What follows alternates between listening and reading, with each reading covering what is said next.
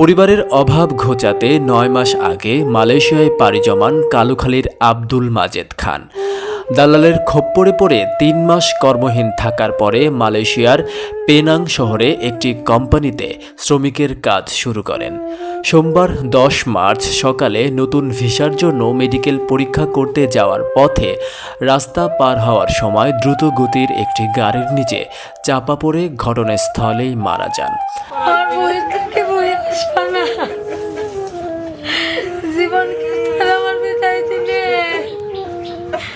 তুমি খাও, আমার মা ছাড়া আমার বাবা ছাড়া পৃথিবীতে কেউ নাই। মা আমি না ডাইলে থাকবার পারি না, আমার মাজেদ রাজবাড়ীর কালুখালী উপজেলার রতনদিয়া ইউনিয়নের মহেন্দ্রপুর গ্রামের মোয়াজ্জেম খানের বড় ছেলে। মাজেদের সাথে কথা হলো রোববারের দিন, বললো যে আব্বা আমি কাল মেডিকেলে যাব, মেডিকেলতে আসে ফোন করবো না, আর তোর জীবনে করবে না।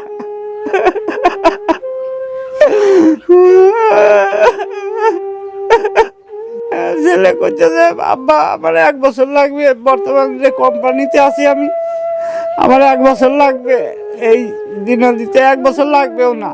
ছেলেকে হারিয়ে বাবা মা ও আদরের ছোট ভাই শোকে কাতর। বিদেশে গিয়ে মাজেদ বাবাকে ফোন করে বলেছিল, আব্বা তুমি টেনশন করো না, আমি এখন ভালো একটা কাজ পাইছি, আস্তে আস্তে সব ধার দেনা পরিশোধ করে দেব। নিজে তো পড়াশোনা করতে পারিনি, ছোট ভাই ও 5 বছরের মেয়েকে পড়াশোনা করায়ে মানুষের মতো মানুষ করব। কিন্তু ভাগ্যের কি নির্মম পরিহাস, মাত্র 9 মাসের মাথায় পরিবারের একমাত্র উপার্জনক্ষম বড় ছেলেকে হারিয়ে নিঃস্ব বাবা মা। বড় ভাইয়ের কথা বলাতে চোখের পানি ধরে রাখতে পারেনি আদরের ছোট ভাই। 9 লাখ 9.5 লাখ টাকা আমি ঋণ আছি, কিস্তি মিস্তি দিয়ে ছেলের সুদে মিদে করে আমি দিছি। বিদেশে খুব বড় আশা করে দিয়েছিলাম যে 2 ছেলেও আমার মানুষ হবে, ছেলেটা যদি অনেক যা কিছু ইনকাম করতে পারে বেঁচে গেলাম। আর 2 ছেলে নিয়ে, বউ নাতি নিয়ে, তাই 9 মাস আমার ছেলে গেছে। 9 মাসের মধ্যে আমার ছেলের কেমন কি হয়েছে আমি জানি না স্যার, উপর আল্লাহ জানতেছে কি হয়েছে। আমার ছেলে বলে মেডিকেল দিবার যায় পথে অ্যাক্সিডেন্ট হয়েছে, এখন আমি তার দেহি নেই। না, সে ছেলেটা খুব ভালো ছিল, সেটা ভালো ছিল, ওর বাবা সেই জন্য বাড়ি পাঠাইছিল, কষ্ট মষ্ট করে পাঠাইছিল। পাঠানোর পর তো দুর্ঘটনা গেলে এক জায়গায় পাঠাইছিল, সে কাজ 9 মাস গেছে তো কাজ পাইছিল না। পরে আমাদের বাড়ির পাশে একজন, ও আবার ছিল আরেক জায়গা, ওই জায়গায় নিয়ে 3 মাস হলো কাজ করতেছিল। 3 মাস কাজ করার পরে হঠাৎ করে সেদিন রোড দুর্ঘটনা, সড়ক দুর্ঘটনা। আমরা চাই এখন বাঁচতে পরিবারেরা যদি একটু সহযোগিতা পাইতো, পরিবারটা বাঁচত। বিভিন্ন জায়গা থেকে ধার দেনা ও এনজিও থেকে সর্বমোট 7 লক্ষ টাকা ঋণ নিয়ে ছেলেকে বিদেশে পাঠিয়েছিলেন বাবা মোয়াজ্জেম খান। এখন একে তো ছেলে হারানোর বেদনা, তারপরে ঋণের বোঝা, অসহায় বাবা দিশেহারা। শেষ ইচ্ছা ছেলের লাশটা যেন দ্রুত আনা হয় দেশে। এমন সম্ভব ফিরে তুই গেলে বাবা মা আর উঠবে বাবা। সবার কাছে বলে ধার দেনা হয়ে এই ব্র্যাক এনজিওতে টাকা নিলাম 2 লাখ, আপনার ওই গ্রাম ব্যাংক থেকে নিলাম, ও মানে 8-10টা সমিতিতে আমি টাকা নিয়ে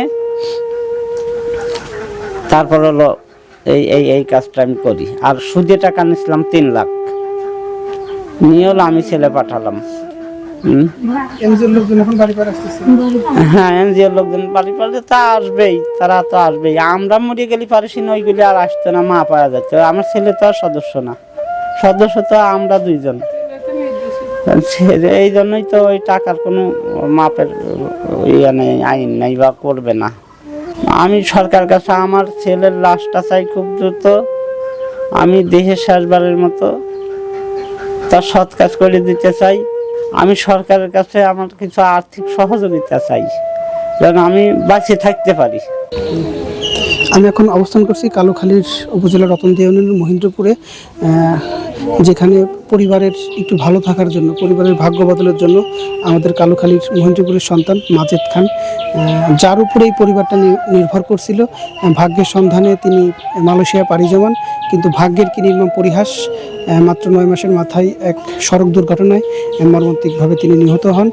পরিবারের একমাত্র উপার্জনক্ষম ব্যক্তিকে হারিয়ে বাবা, মা এবং ছোট ভাই তারা শোকে কাতর।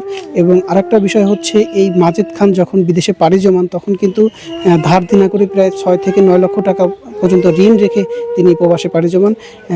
একে তো ছেলের শোক, তারপরে হচ্ছে পাওনাদারদের বিভিন্ন এনজিওর পাওনার ঋণ, বাবা মায়ের এখন একদম মানে করুণ অবস্থা, যেটাই আমরা কালুখালী টুডের মাধ্যমে দেখালাম।